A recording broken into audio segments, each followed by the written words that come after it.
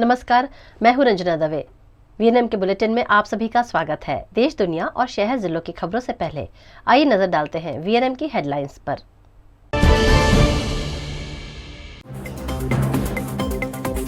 देश के 10 राज्यों में तापमान का पारा गिरने की संभावना, 11 से 17 डिग्री घटेगा टेम्परेचर।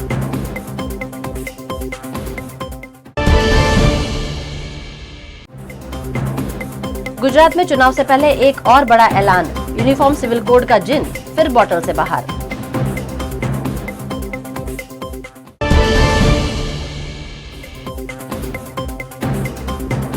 और वडोदरा के मांडवी में राधा वल्लभ मंदिर खस्ताहाल स्थिति में घट सकती है बड़ी दुर्घटना।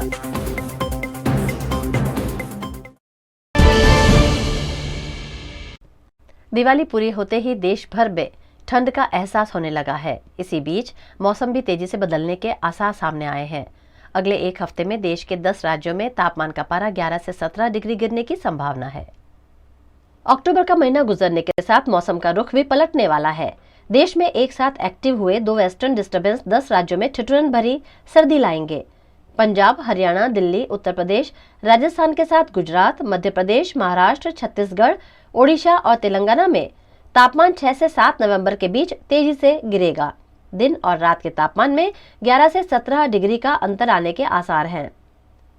मौसम विभाग ने बताया है कि इस समय उत्तर और पश्चिम से लेकर मध्य भारत तक ड्राई नॉर्थ वेस्ट हवाएं चल रही हैं। उत्तर के पहाड़ों पर बर्फबारी के बाद ये हवाएं बर्फीले इलाकों से गुजरती हुई मध्य भारत तक ठंडक लेकर पहुंचेगी। इनकी वजह से ही 6 नवंबर से देश में 2 वेस्टर्न डिस्टर्बेंस की वजह से उत्तर से लेकर मध्य भारत तक दिन में भी ठिठुरन महसूस होगी।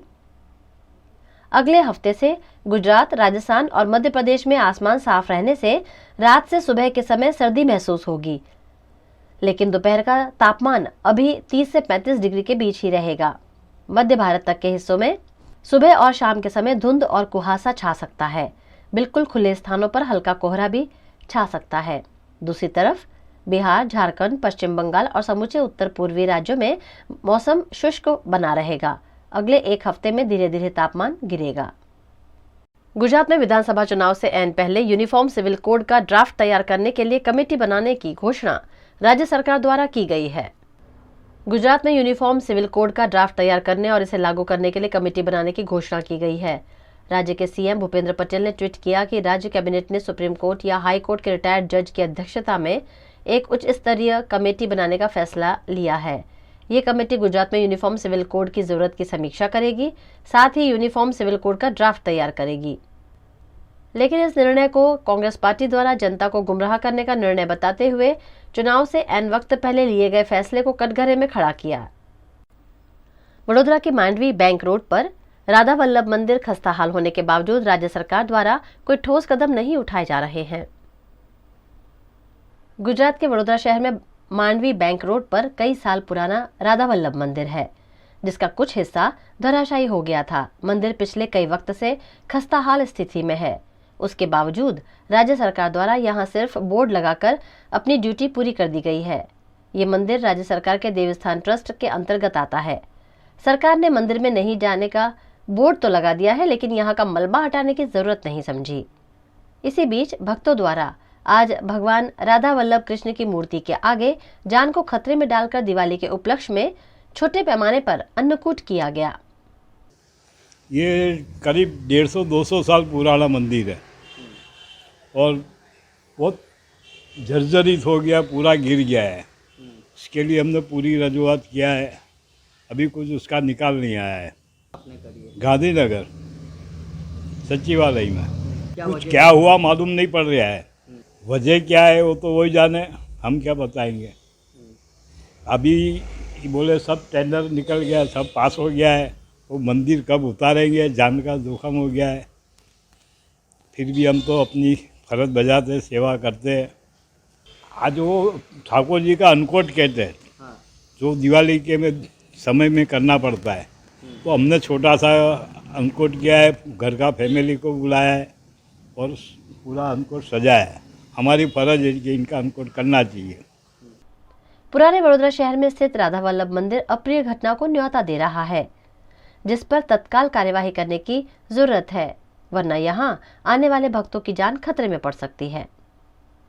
देश के प्रधानमंत्री नरेंद्र मोदी के वडोदरा आगमन की तैयारियां आजवा रोड पर लेप्रसी मैदान में जोरों शोरों से की जा रही है।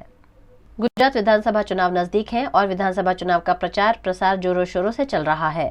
सभी राजनीतिक दल जन जन तक पहुंचने के लिए एड़ी चोटी का जोर लगा रहे हैं। खुद देश के प्रधानमंत्री नरेंद्र मोदी लगातार गुजरात दौरे पर आकर लोगों तक अपने मन की बात पहुंचा रहे हैं। प्रधानमंत्री नरेंद्र मोदी फिर एक बार गुजरात के वडोदरा शहर आ रहे हैं।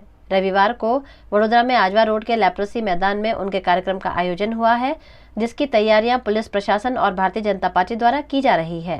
गुजरात में विधानसभा चुनाव के मद्देनजर कांग्रेस द्वारा परिवर्तन संकल्प यात्रा की शुरुआत की जा रही है, जिस पर पत्रकार परिषद का आयोजन किया गया। आज लाभ पाचम है ने लाभ पाचम तमने वडोदरा ने वडोदरा शहर ने गुजरात ने तमाम ने लाभ थाय एवी अपेक्षा राखું છું, शुभकामना पाठવું છું। गुजरात प्रदेश कांग्रेस समिति आयोजित राज्यना 5 भागમાં अलग अलग जग्याएथी परिवर्तन यात्रा નીકળી રહી છે।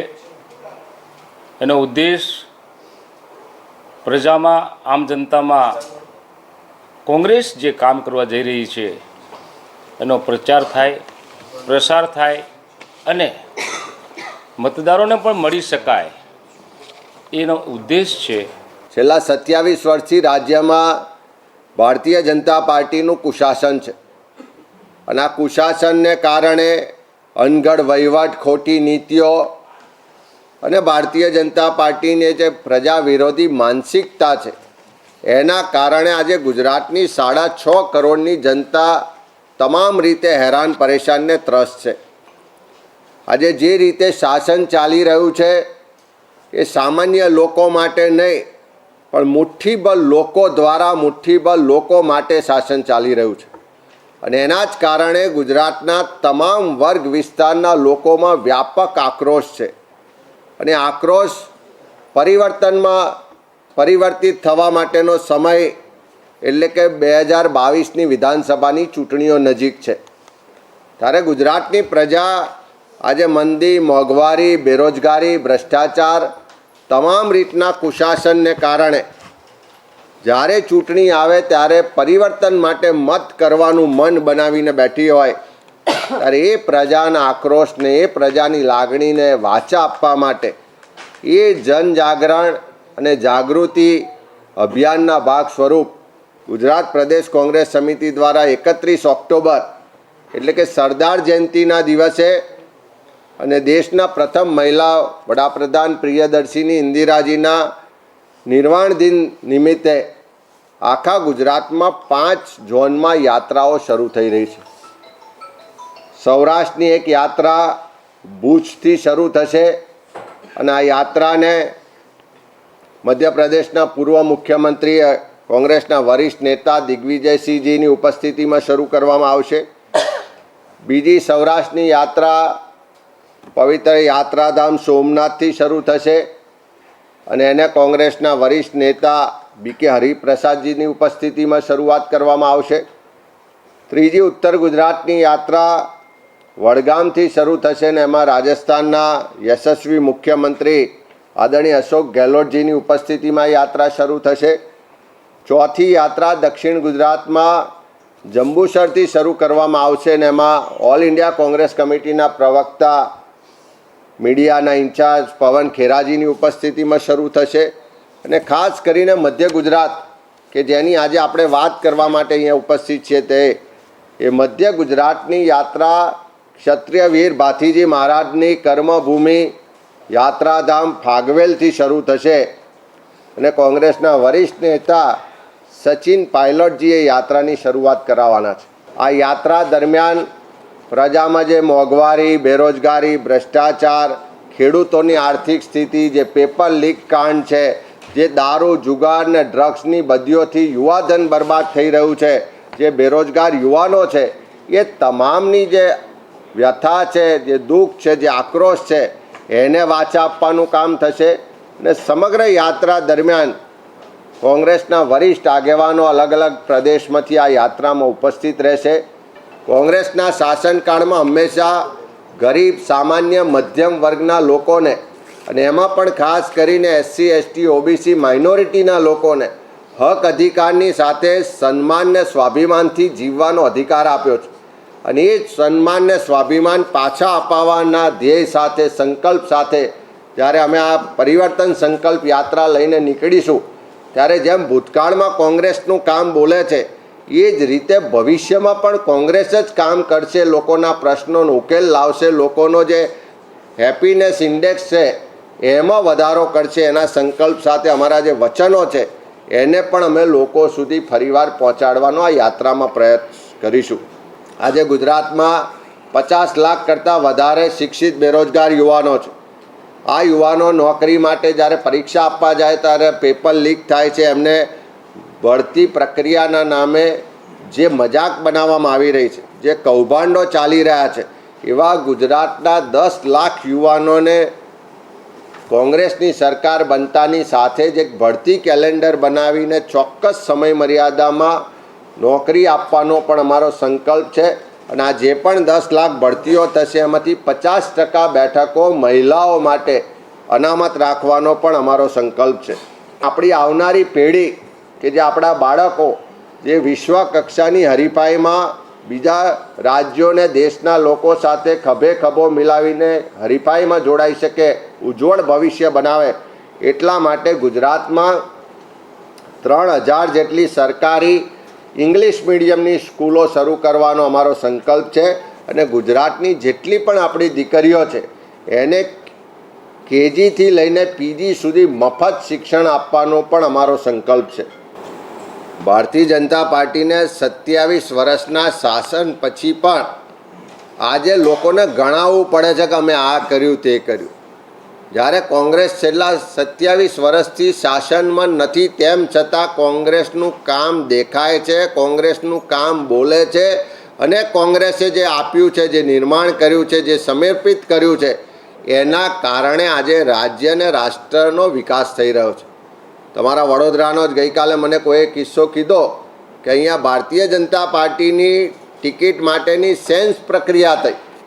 મારે નામ નથી આપવું પણ એક કોંગ્રેસના પૂર્વ નેતાના પુત્ર દ્વારા ત્યાં રજૂઆત કરવામાં આવી કે મારા પિતાજીના કાર્યકાળ દરમિયાન આ વિસ્તારોમાં અમે પાણીની યોજનાઓ કરી છે, હાઉસિંગ સ્કીમો કરી છે, અમે રસ્તાઓ બનાવ્યા છે, અમે લોકોને રિઝર્વ પ્લોટ આપ્યા છે, બાગ બગીચા બનાવ્યા છે.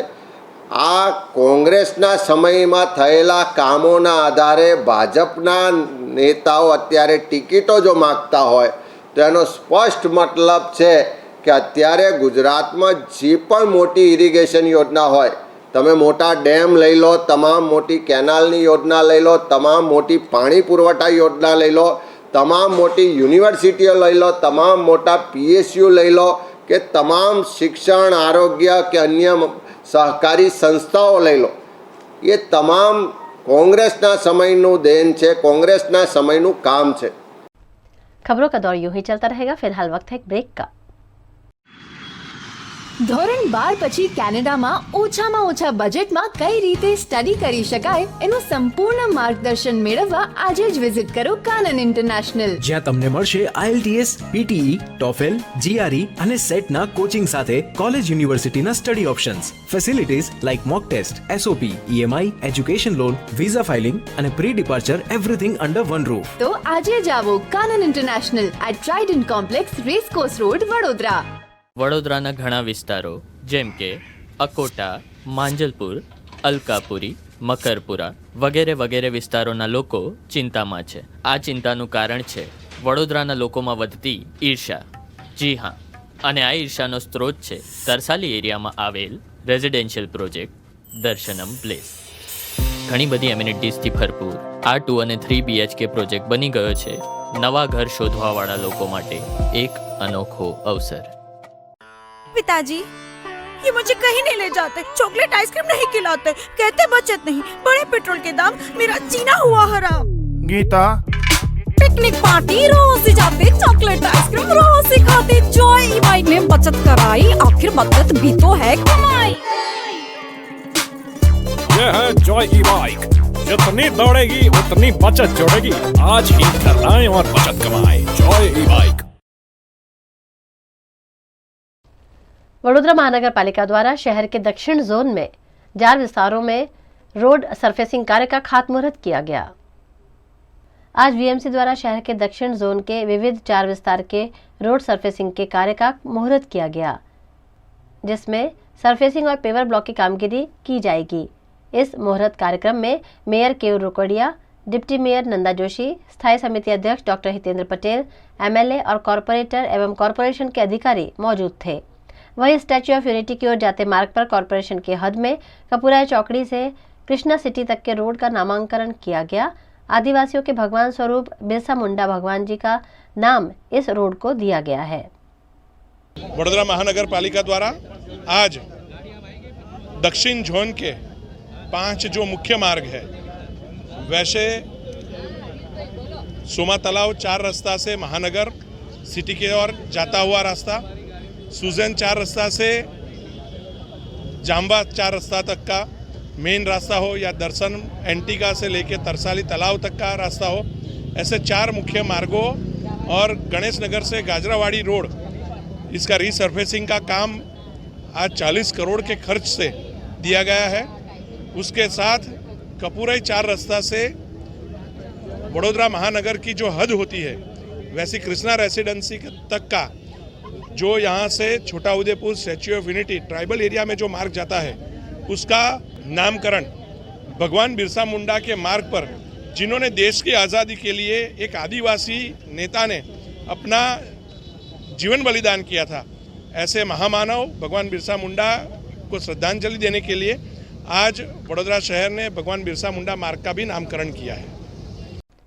वडोदरा के आजवा रोड पर दूषित पानी की समस्या से जूझ रहे लोगों ने स्वच्छ पानी नहीं तो वोट नहीं देने का ऐलान किया है।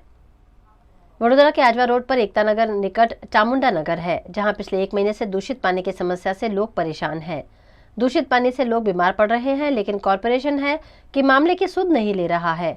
आक्रोशित निवासियों ने एकत्रित होकर कॉरपोरेशन के खिलाफ नारेबाजी करते हुए विधानसभा में वोट नहीं देने का ऐलान किया है।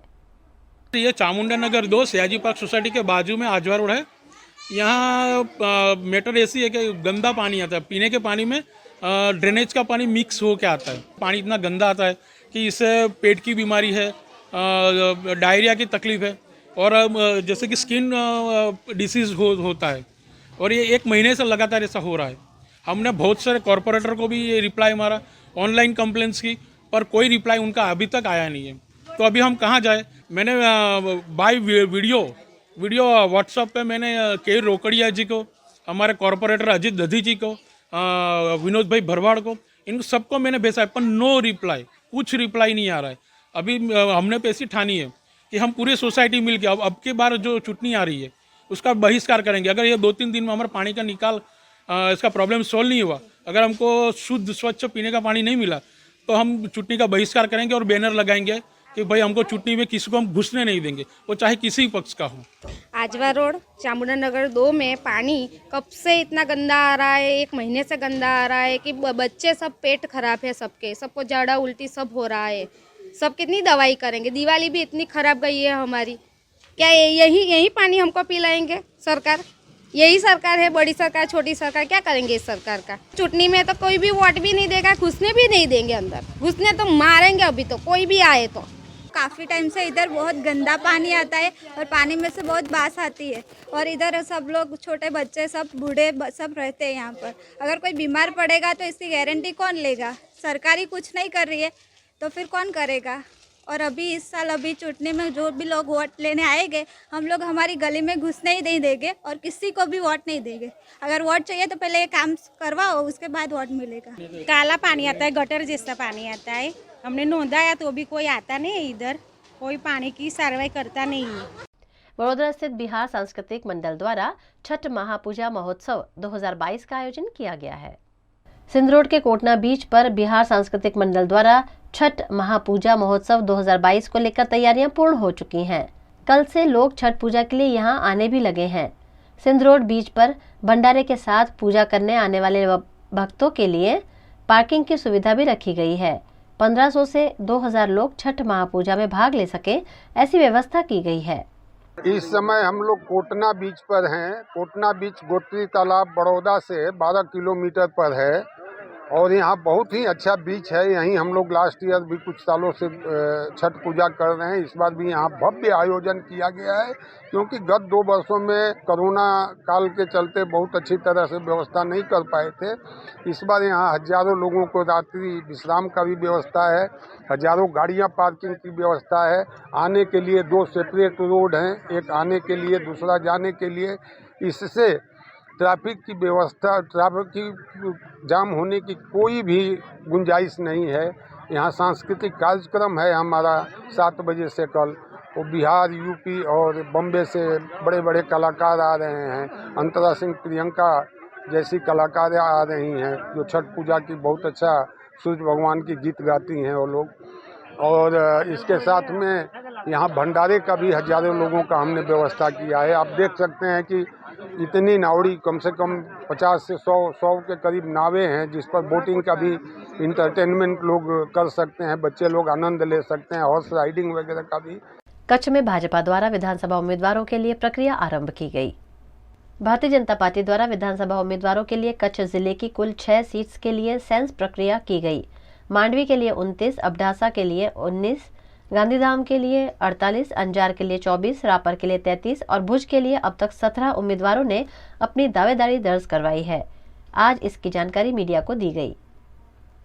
कच्छ जिल्लाની 6 વિધાનસભા બેઠક છે, એમાં જે અપેક્ષિત પાર્ટીના કાર્યકર્તા છે એ બધાને કાલે 3 સીટ માટે મળ્યા અને આજે 2 સીટ છે વિધાનસભાની, એ પૂરી થઈ છે। ત્રીજી ભુજ વિધાનસભાની અત્યારે સેન્સની પ્રક્રિયા છે એ ચાલુ છે।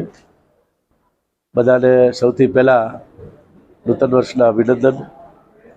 હું આપણા પ્રદેશ કિસાન મોરચાના અધ્યક્ષ હિતેશભાઈ પટેલ, મહેસાણાના લોકપ્રિય સાંસદ શારદાબેન પટેલ, આ ત્રણેય ગઈકાલથી જે અપેક્ષિત કાર્યકર્તા પાર્ટીના છે વિધાનસભાની સીટની, એ કાર્યકર્તાઓને અને અલગ અલગ એનજીઓ કે ગ્રુપ કે એસોસિએશન કે જ્ઞાતિ આગેવાનો જે કોઈ આવ્યા એ બધાને મળ્યા અને ઘણા બધા ઉમેદવારો જે છે આ ચૂંટણી વિધાનસભાની લડવા માટે ઈચ્છુક છે એવા બધા ઉમેદવારોને પણ મળ્યા અને ખૂબ જ ઉત્સાહપૂર્ણ વાતાવરણમાં આ સેન્સ પ્રક્રિયા છે એ અત્યારે ચાલુ છે। ઘણા બધા કાર્યકર્તાઓ આ વિધાનસભા 2022ની ઇલેક્શન લડવા માટે પોતે ઉત્સુક છે અને દરેક કાર્યકર્તાઓએ એક જ વાત કરી કે અમે એ 6 બેઠક છે આ જિલ્લાની, કચ્છ જિલ્લાની, એ બધા ખૂબ જંગી લીડથી અત્યાર સુધી જીતા હોય, પણ એના કરતાં વધારે લીડથી બધી સીટો જીતે એ પ્રકારનું વાતાવરણ છે એ જોવા મળ્યું છે। મહત્ત્વની વાતોમાં જે ખાસ કરીને કચ્છનો વિકાસ છે અને આપણા વૈશ્વિક નેતા અને ગુજરાતનું ગૌરવ છે આદરણીય નરેન્દ્રભાઈ મોદી સાહેબ, એની નાનામાં નાના કાર્યકરે પણ વાત કરી કે અમારા કચ્છ માટે નરેન્દ્રભાઈને જે લાગણી છે અને અમને જે નરેન્દ્રભાઈ પ્રત્યે લાગણી છે એના કારણે અમારા ઉમેદવાર નરેન્દ્રભાઈ છે। કચ્છનો જે રીતે વિકાસ થયો છે એની પણ ખૂબ ઊંડાણપૂર્વક દરેક વિધાનસભામાં બધા આગેવાન કાર્યકર્તાઓ છે એ પોતપોતાની રીતે વાત કરતા હતા અને રાજ્ય સરકાર અને કેન્દ્ર સરકારની જે કામગીરી કચ્છ જિલ્લામાં થઈ છે એના કારણે એમ કીધું કે અમે અમારા દરેક વિસ્તારમાં જે અલગ અલગ ભૌગોલિક રીતે વિસ્તારો છે એમાં અકલ્પનીય કહેવાય એ પ્રકારના કામો થયા છે અને એના કારણે ભારતીય जनता પાર્ટીની બધી જ સીટો છે એ આ વખતે ખૂબ મોટી લીડથી જીતવાના છે। गुजरात के भावनगर में शक्ति सिंह गोहिल की पदयात्रा पर पत्रकार परिषद का आयोजन किया गया, जिसमें विधायकों की भी उपस्थिति रही। गुजरात के भावनगर से 30 अक्टूबर को राजपरा के खोडियार माताजी के मंदिर तक शक्ति सिंह गोहिल द्वारा पदयात्रा का आयोजन किया गया है, जिस पर जानकारी देने के लिए प्रेस कॉन्फ्रेंस का आयोजन किया गया, जिसमें राजूला विधायक अमरेश डेर, तलाजा विधायक कन्नू बारैया, भावनगर शहर अध्यक्ष प्रकाश वाघाणी और राजस्थान के ऊर्जा मंत्री भंवर सिंह भाटी उपस्थित रहे। मध्य प्रदेश के मंदसौर में ट्रक से 1.5 करोड़ का 1.5 किलो मादक पदार्थ स्मैक पाउडर बरामद हुआ है। मंदसौर की पिपलिया मंडी थाना पुलिस ने एक ट्रक से 1.5 किलो अवैध स्मैक के साथ अंतर्राष्ट्रीय तस्करों को गिरफ्तार किया है। इस सामान की कीमत करीब 3 करोड़ बताई जा रही है। लंबे समय से पुलिस को मिली सूचना के आधार पर पिपलिया मंडी पुलिस ने कार्यवाही करते हुए 1 किलो 500 ग्राम स्मैक पाउडर बरामद किया है। हमें कई दिनों से सूचना मिल रही थी कि मंदसौर की सीमा को पार करते हुए पास के जो ज़िले हैं वहाँ पे अवैध मादक पदार्थों का मूवमेंट हो रहा है। तो उसी संबंध में मुखबिर द्वारा सुबह सूचना मिली थी कि एक ट्रक में गोपनीय स्कीम बनाकर कुछ लोग अवैध स्मैक लेकर इधर से मूव करेंगे। तो उसी संबंध में घेराबंदी की गई और इस ट्रक को अपनी हिरासत में लिया गया। इसमें से 2 व्यक्ति हमारी हिरासत में आए, आसिफ और भगवती लाल माली, दोनों ही हथुनिया थाना जिला प्रतापगढ़ के रहने वाले हैं। इनसे पूछताछ की गई और जब पूरे ट्रक की सर्चिंग की गई तो उसमें एक स्कीम में, गोपनीय स्कीम में करीब 1.5 किलो स्मैक इनसे बरामद की गई है, इनसे जब्त की गई है और उसकी कीमत अंतर्राष्ट्रीय मार्केट में करीब 1.5 करोड़ आंकी गई है। गुजरात के करीबन सभी शहर जिले के विधानसभा बैठक के लिए प्रत्याशियों की सेंस लेने की प्रक्रिया पूरी कर ली गई है। गुजरात के अमरेली जिले की 5 विधानसभा बैठक के लिए भाजपा निरीक्षकों द्वारा 2 दिनों तक सेंस लेने की प्रक्रिया को अंजाम दिया गया, जिसमें अमरेली और वडिया में 3-3 प्रत्याशी सामने आए हैं, जबकि अन्य 3 बैठकों पर 10 से ज्यादा दावेदारी दर्ज हुई है। सबसे ज्यादा दावेदारी लाठी बाबरा विधानसभा बैठक के लिए 20 कार्यकर्ताओं ने की है। सावरकुंडला लीलिया विधानसभा बैठक के लिए 15 और राजुला जाफराबाद बैठक के लिए 10 दावेदार सामने आए हैं। सेंस प्रक्रिया पूरी होने के बाद निरीक्षक छत्र सिंह मोरी द्वारा मीडिया को जानकारी दी गई। भारतीय जनता पार्टी हमेशा एक લોકશાહી પદ્ધતિથી અમારે ત્યાં પ્રક્રિયા ચાલે છે। પહેલાં તો અમારે ત્યાં કાર્યકર્તાને ચૂંટાયેલા નીચેના કાર્યકર્તા સુધીની જે વાત છે એ પ્રદેશ સુધી લઈ જવા માટે અમારી 3ની ટીમને અહીંયા મોકલી છે। અમે લોકો અહીંયાથી જે ગ્રાઉન્ડ લેવલની વાત છે, ઉમેદવારોની વાત છે, એ વાતને સમગ્ર અમારા પ્રદેશમાં રજૂ કરવાના છે। અમે અહીંયા જે ઉમેદવારો આવ્યા છે એ મંડલવાર બોલીએ તો સાવરકુંડલામાં અંદાજિત હજુ વધઘટ થઈ શકે, પણ અત્યારે અમારી પાસે 15 જેવા આવ્યા છે। અમરેલીમાં 3 આવ્યા છે, ધારીમાં 15 આવ્યા છે, લાઠીમાં 20 આવ્યા છે અને રાજુલામાં 10 આવ્યા છે। આમ અત્યારે અમારી પાસે બાયોડેટા આવ્યા છે। હજુ અમારી પ્રક્રિયા સાંજ સુધી છીએ, એમાં ઉંમરો પણ થઈ શકે છે, પણ હાલ અમારી પાસે જે આવે છે એ પૈકીની વાત કરી છે। બીજું આપના ચેનલના માધ્યમથી આદરણીય વડાપ્રધાન નરેન્દ્રભાઈ ને આપણા મુખ્યમંત્રી ભૂપેન્દ્રભાઈના નેતૃત્વમાં ડબલ એન્જિનની જે સરકાર ચાલે છે, હાલમાં ગુજરાતના નેતૃત્વ કેન્દ્રમાં છે। મીડિયા માટે અને પ્રજા માટે બંને માટે આપણા માટે હવે આ ચૂંટણી જે પણ પરિણામ આવે એ આવતા દિવસોની અંદર આખા દેશમાં વાતાવરણ બનાવવા માટેની ચૂંટણી છે। भावनगर के वल्लभीपुर के गांव की 16 वर्षीय बालिका पर दुष्कर्म किए जाने के चलते ग्रामजनों में रोष है।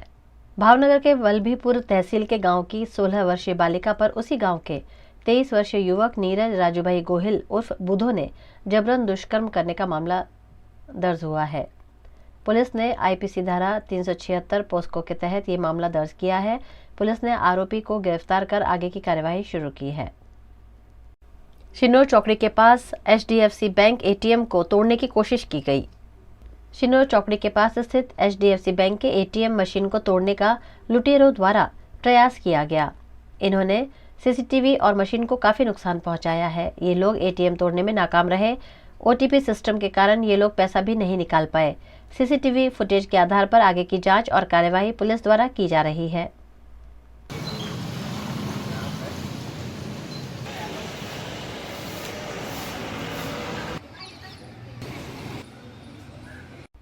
वडोदरा महानगर पालिका द्वारा दिवाली के उपलक्ष्य में कमाटी बाग में स्नेह मिलन समारोह का आयोजन किया गया, जिसमें पक्ष और विपक्ष के नेताओं की उपस्थिति रही।